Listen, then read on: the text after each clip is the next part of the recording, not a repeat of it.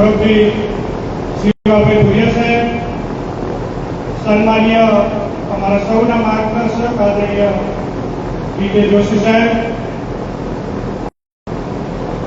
આપણા દસરા ગામના સામાજિક આગેવાન, લડાયક નેતા એવા ભાઈ શ્રી રમાભાઈ ચૌધરી, તાલુકા કોંગ્રેસના ખૂબ જ ઉત્સાહી સન્માનીય પ્રમુખ ભાઈ શ્રી નરસિંહભાઈ, સન્માનીય ગિરિરાજસિંહજી, આદરણીય જગતસિંહજી, ભૂપતજી, સૌના નામ લઈ શકું, કનુભાઈ, સન્માનીય આપણા પુરાણાના સરપંચ, સતત ચિંતા કરતા હતા. 2 દિવસ પહેલા કાઉન્ટિંગની વાર હતી, રઘનાથભાઈનો ફોન આવ્યો મને કે ભરતસિંહ, અમારા ગામથી તો કેન્ડિડેટ જીતે છે પણ આ સટો કેમ નથી બતાવતો.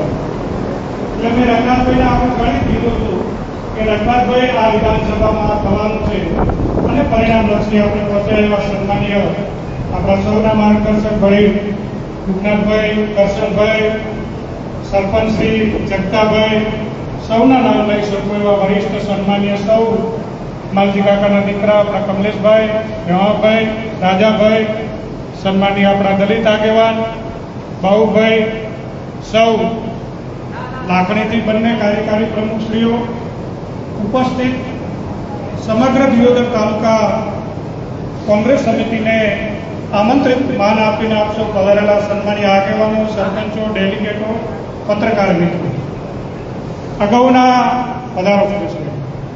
વક્તાઓએ જે વાત કરી કે બનાસકાંઠા જિલ્લામાં લોકસભામાં આપણે પરિણામ મેળવી શક્યાનું કારણ કે જ્યારે સન્માનીય શિવાભાઈ પણ વાત કરશે કે જ્યારે કોંગ્રેસના ઉમેદવારોની ચર્ચા ચાલતી હતી, ઘણા બધા અમે ઉમેદવારો હતા, લોકસભાની ટિકિટ માંગતા હતા, ત્યારે જિલ્લા કોંગ્રેસના પ્રમુખ તરીકે સમગ્ર તાલુકાઓનો પ્રવાસ કર્યો. ત્યારે જનતામાંથી, કાર્યકર્તાઓમાંથી અને પ્રજામાંથી એક સૂર આવતો હતો કે જો બનાસકાંઠા જિલ્લાની અંદર આપણે મજબૂત રીતે લડવું હોય તો વાવના ધારાસભ્ય ગેનીબેનને ચૂંટણી લડાવવી જોઈએ. સૌ આગેવાનોએ જિલ્લાના એક સૂર થઈને પ્રદેશ અને દિલ્હીના હાઈકમાન્ડ સુધી વાત મૂકી. અમે એક જ નામ મૂક્યું કે બનાસકાંઠા જિલ્લામાં જો પરિણામ લેવું હોય તો આપણે ગેનીબેનને જીતાડવા પડે અને લડાવવા પડે. સૌની લાગણી અને માગણીને આપણા ગુજરાત પ્રદેશ કોંગ્રેસના સન્માનીય પ્રમુખ શક્તિસિંહજી ગોહિલ સાહેબ અને દિલ્હીના હાઈકમાન્ડે બેનને પણ વિનંતી કરી અને બેન લોકસભાની ચૂંટણી લડી. તમે જુઓ, આખા ગુજરાતની અંદર જે રીતે ચૂંટણી થઈ એમાં બનાસકાંઠાની ચૂંટણી આખી અલગ પ્રકારથી લડાય. આમ સામ દંડ ભેદની નીતિ. તમે જુઓ તો વહીવટી તંત્ર બેન પણ વાત કરશે કે ચાહે પોલીસ તંત્ર હોય, વહીવટી તંત્ર હોય, એના ચૂંટણી અધિકારીઓ હોય એ ડેરીમાં જઈને મિટિંગ કરે, બેંક સામે હોય, ડેરી સામે હોય, એ બધામાં આપણા કોંગ્રેસના આગેવાનો અને બેન અને આપણે સૌએ મક્કમતાપૂર્વક મુકાબલો કર્યો ત્યારે આપણે પરિણામલક્ષી પહોંચે.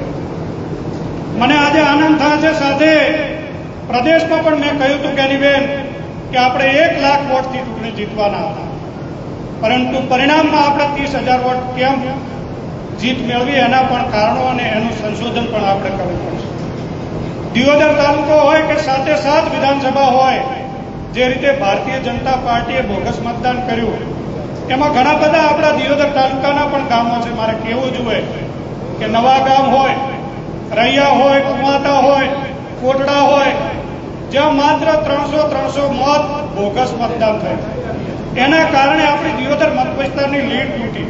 આપણા કાર્યકર્તાઓને પણ વિનંતી કરું છું, બૂથ ઉપર આપણે મજબૂત થઈને લડવું પડશે.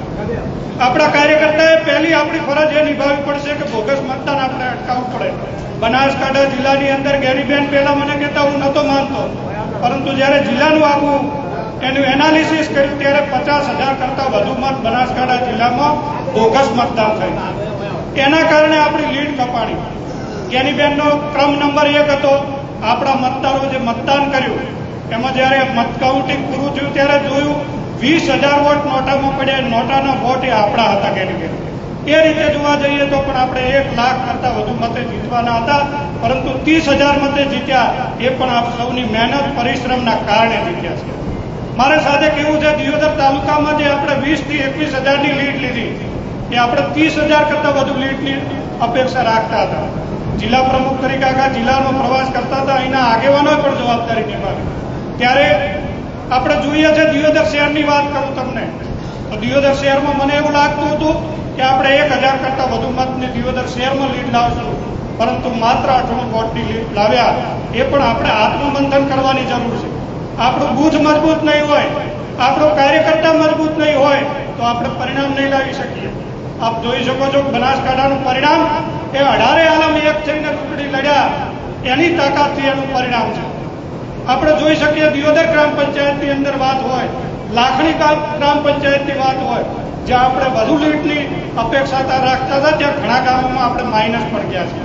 ઘણા ગામો એવા પણ છે જે આપણે 500, 700, 800 વોટની લીડ માનતા હતા, ત્યાં છેલ્લી રાતે પૈસાથી આર્થિક રીતે આપણે એજન્ટોને તોડવાનું કામ કર્યું, ત્યાં પણ આપણે લીડ લીધી. દોતા વિધાનસભા જેવું મતક્ષેત્ર જ્યાં આ વખતે ગેનીબેનને ખબર છે કે આપણે તે 50,000 કરતાં વધુ, 40,000 કરતાં વધુ લીડ લઈ શકીએ, ત્યાં તંત્રનો ખોટો ઉપયોગ કરી જ્યારે ચૂંટણી ચાલતી હતી, હું ને ગેનીબેન આદરણીય BK જોશી સાહેબ ગયા ત્યારે ત્યાંના ચૂંટણી અધિકારીઓ મતદાન કરતા હતા. આવી પરિસ્થિતિમાં પણ આપણે ચૂંટણી જીત્યા છીએ, એ કાર્યકર્તાના કારણે ચૂંટણી જીત્યા છે. આપ સૌ બેઠા છે, સ્ટેજ ઉપર બેઠેલા મહાનુભાવોને પણ વિનંતી કરું કે આ પરિણામ ખૂબ અઘરું હતું, છતાં પણ સૌ કાર્યકર્તાઓની તાકાત થકી, આપણા ઉમેદવારની તાકાત થકી, લોકોની જે લાગણી હતી એના કારણે આપણે આપણા ઉમેદવારશ્રીએ જે મજબૂત રીતે ફાઇટ આપી.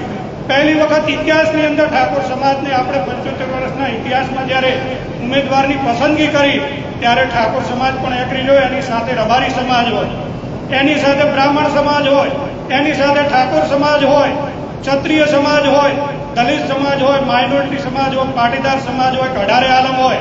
આ પરિણામ મળ્યું છે. એવા સમાજો જ્યારે એકતા કરીને તાકાતથી ચૂંટણી લડ્યા ત્યારે આપણા સૌને આ પરિણામ મળ્યું છે.